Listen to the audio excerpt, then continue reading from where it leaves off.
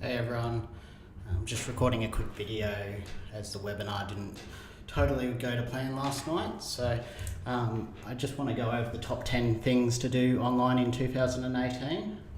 So for those that don't actually know who I am, my name's Josh Rimmington. I've been working online for the last 10 years. And the last 5 years I've been the director of a company called JR Marketing Group. So we're an online marketing agency. The reason I decided to start it was I saw so many people having trouble with their online marketing and I wanted to help. So we started it with the presence in mind of helping small to medium businesses get found online. I work with probably 90 to 95% dentists around Australia now, and I've talked at things like the Australian Dental Owners Conference, and I do a lot of webinars and podcasts now. Webinars like this allow me to educate and help give dentists more information about the stuff so it avoids them getting into trouble and not getting ripped off from companies, and I see it all the time, so it's my way of allowing myself to better educate a lot of dentists. So what things do I think you should be doing in 2018? So any of my marketing stuff, I always start by talking about audience. So the key to any of your marketing, you need to know who you're going to market to. So if we're doing marketing and we don't know who our audience is, it's like going fishing in the ocean and not actually knowing anything about it, not knowing what fish are in there, and just basically throwing out a line with any type of bait and just hoping that you might catch a fish.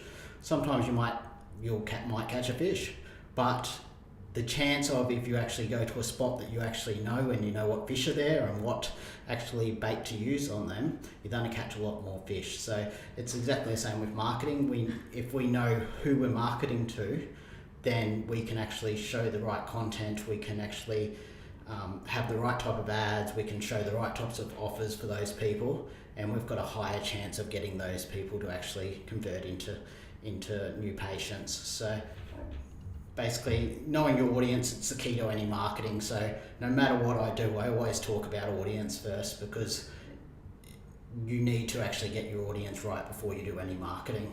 So online marketing revolves around properties.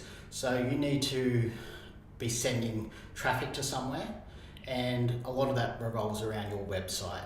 So where are websites going? Majority of the websites need to be focused now around mobile. But when you're working out anything with your website, what you need to be doing is actually working out what people are actually doing when they go to your website. So you have to put yourself in the shoes of your customers and actually say, okay, what are people actually doing on our website? Do they just need to call us or get directions? Can we easily show them how to actually do that? So you need to actually start looking at your website and actually working out what people are doing when they go to it, and is it suitable for what you actually want them to do. If you want them to call you, are the phone numbers easy to find? Is there call to action buttons and call buttons for mobile? Is there online booking if you want people to make bookings online? Is it easy to find? So you need to actually put yourself in your shoes of your patients and actually say, okay, let's make these changes to our website to actually make it more suitable for our patients and not according to what we think it needs to have. And remember that mobile is king now.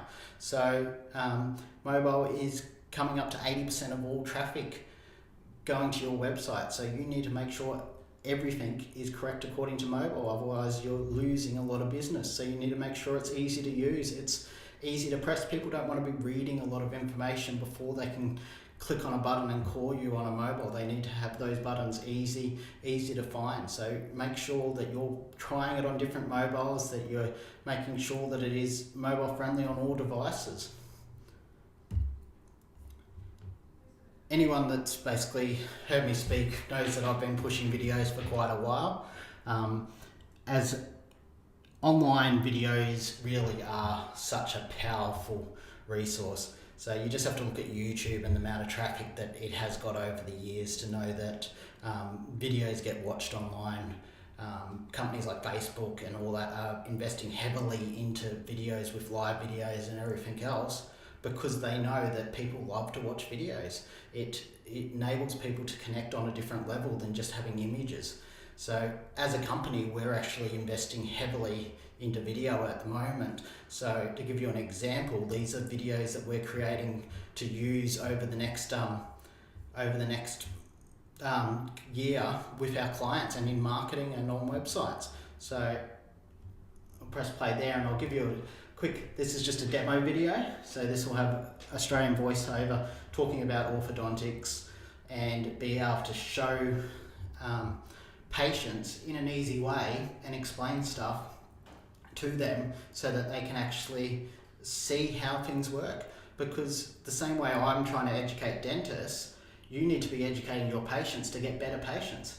So you're going to have better quality patients if you actually educate them and they are more advised and have more information on topics. So the quality of your patients is going to be a lot better. So as you can see, the high quality of the video, this is how heavily we're investing into video ourselves. So we're going to have these for our clients and be able to use these in marketing and on website and give copies to the dentist to actually be able to use them in clinic to be able to show people. So, and we've basically talked to our clients and said, okay, what services do we need to have to be able to really push out, and what services do you really want to get a lot more new patients for that we could be educating people on.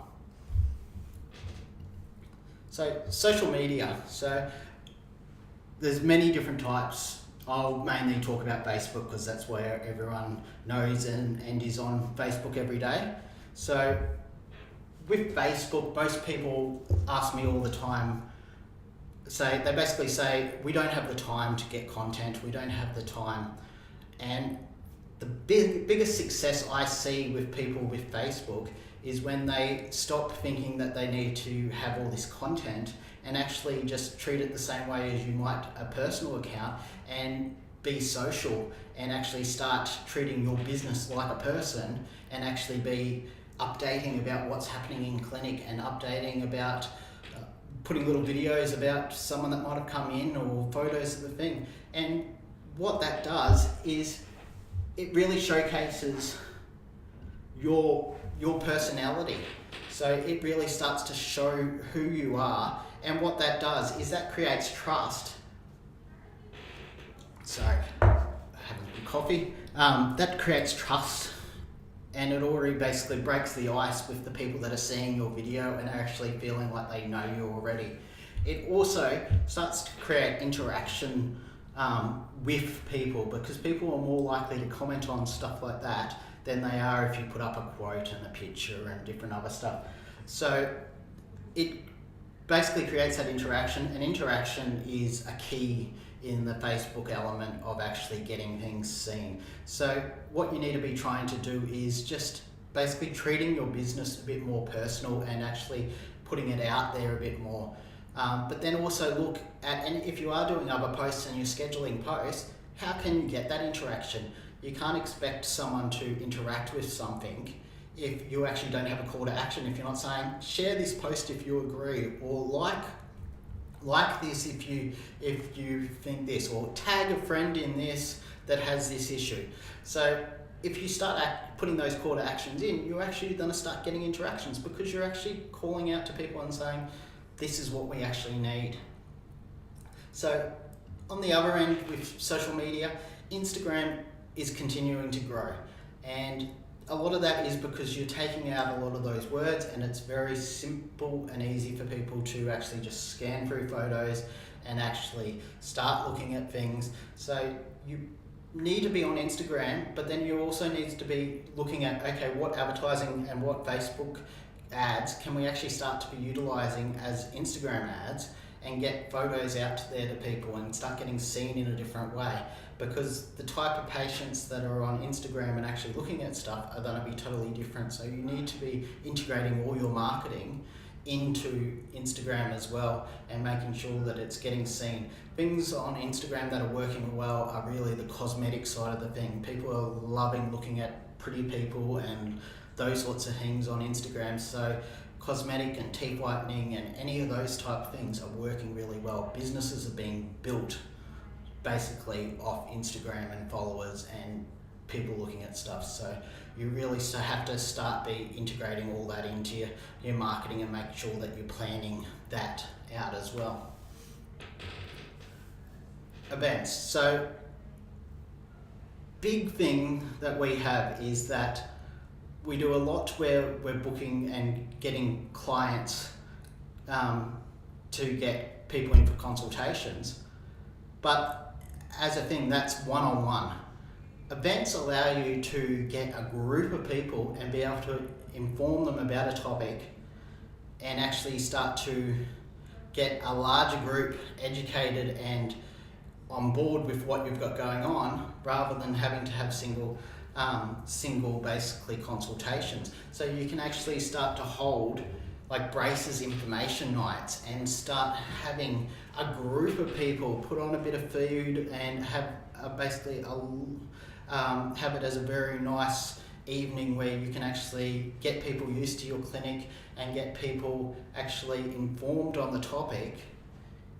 And then the chance of converting a lot more people is going to be a lot higher because you've got a lot more people in the room, and also everyone is in the same sort of situation.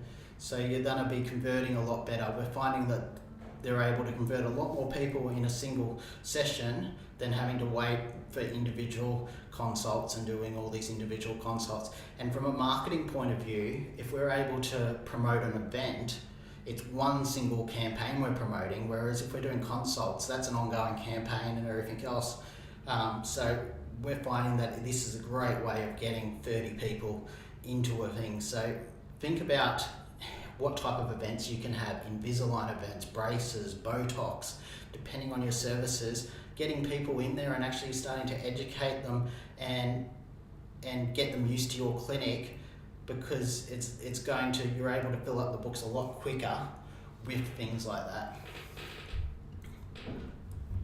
So with Messenger, so more and more people are using Messenger every day, so it's what they're comfortable with. It's the same where people become more comfortable with SMSs rather than phoning people. People are becoming more comfortable using Messenger. So you have to be working out how I can integrate Messenger into my marketing and make it easier for people to actually talk to us at the clinic, rather than actually having to ring them up and they think, oh no, I can't be bothered. Or if it's after hours, they don't have the time.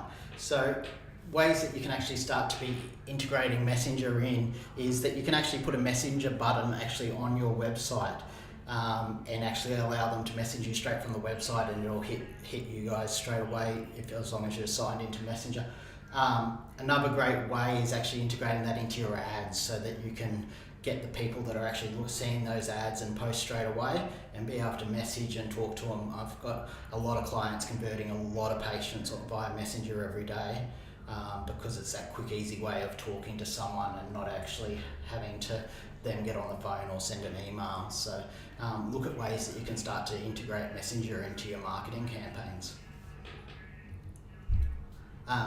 SEO. So SEO and organic traffic through Google is still massive. So it's still a large % of traffic coming from it, but it is changing. So you actually have to be doing better SEO and actually making sure that you're on top of it all now, because things like voice are actually coming into play. So with voice, you're going to have different types of searches. So people aren't going to say a keyword. You don't just say dentist and suburb when you're actually asking Alexa or Siri or any of the voice activated ones. You normally say, find me my closest dentist, or my local dentist, or tell me what dentists are around here. And so there's going to need to be a lot of different type of SEO and content and marketing done to make sure that you're actually coming up for those searches when the search and the voice is actually working like that. So there's a lot when we're doing SEO, there's stuff called structured data makeup. So that actually gives a lot of extra information to the search engines, and then also making sure that we're using a variety of keywords and that we're actually starting to expand into phrases and using a lot of joining words that are actually used when talking rather than when you're actually just typing or searching. So SEO is still going to be very relevant.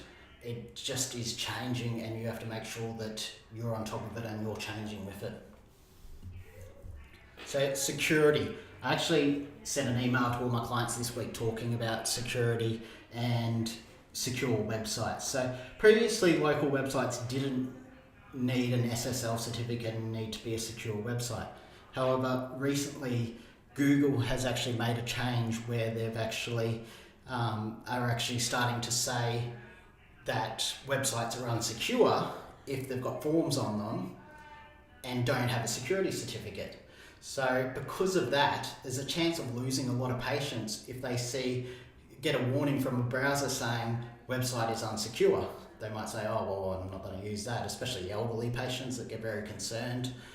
So you need to make sure that you're on top of it. So what we said to our clients this week was okay, we'll get our development team to have some time over Christmas, New Year to actually install SSL certificates on websites. So just let us know and we'll make sure that your website has an SSL certificate so that we can actually get it installed. So this is sort of an example actually of what it looks like. So someone types that in and it comes up in the browser, not secure. So it's a pretty key thing of actually when someone sees it and says not secure and they go, oh, well, I'm not going to actually enter my information or I'm not going to work with this website. So from talk and Google actually doing that, we believe that in the future, Google will start to prefer secured websites and SSL websites in search as well. So we're making sure that all of them are starting to get secured and that we're actually ahead of that now, so that if they decide to just cut it off at any time, that we've got a secured website. So definitely look at SSL certificates. If you have questions on them, just let me know. But it's probably one of the keys to making sure your website doesn't get a warning like that in the future. Emails. So emails are something that a lot of people forget. So they think, oh, okay, email marketing and emails is something of the past, but you've got this big client database and list of clients, and you have multiple ways that you could actually be using that to market to them. So one of the keys that I don't see a lot of dentists actually doing is sending a monthly newsletter or update to clients. That gives you an opportunity to both educate your clients, and it also gives you an opportunity to actually be reminding them of things that they need to be doing, of checkups and of new promotions. So you've already got these email addresses and they're already happy clients of yours. You should be using it.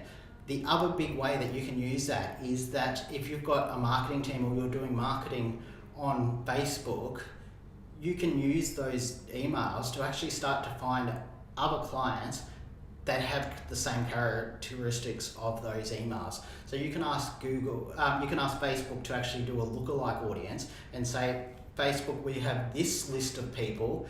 Can you find people that have the same characteristics? So if you know that you have these 500 people that have used your orthodontic services, there's probably some characteristics and Facebook could probably be able to find another 5,000 people that are like those. And then you can show an offer or some sort of ad about those services to those people. So it's a great way of utilizing those customers and actually getting more customers that are the same type of customers and same characteristics and same ideal customer, so that you can actually build up even more. So look at what ways you can actually use your current database, because obviously you've already got them on board. So as much as sending them a reminder and getting them in for checkups and everything else, look at other ways that you can be utilizing it to actually start to build even further. So that's my top 10 for now. If you have any feedback, please email me, josh@jrmg.com.au, and have a great day.